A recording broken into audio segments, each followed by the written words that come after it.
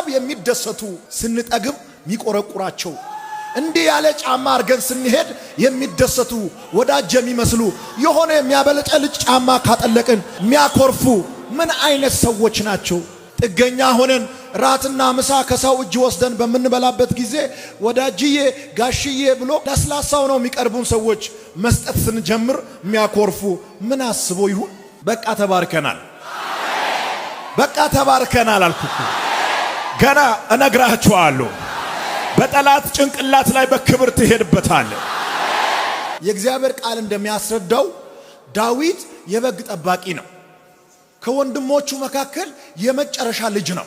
በተወለደበት አካባቢ በጓደኞቹ መካከል ተፈላጊ ሰው አልነበረም። ዳዊትን የፈለገው የእግዚአብሔር ዓለም ብቻ ነው። ስምንተኛ ልጅ አይፈለግም። ስምንተኛ ልጅ አይሾምም። ስምንተኛ ልጅ አይቀባም። ስምንተኛ ልጅ አይገዛም። ስምንተኛ ልጅ ርስትም የለውም። ስምንተኛ ልጅ ስሙም አይጠራም። ስምንተኛ ልጅ ተራ ነው። ዳዊት ስምንተኛ ልጅ ነው። በምድር ሲስተም የተተፋውን ዳዊትን የእግዚአብሔር ሲስተም ፊተኛ አደረገው።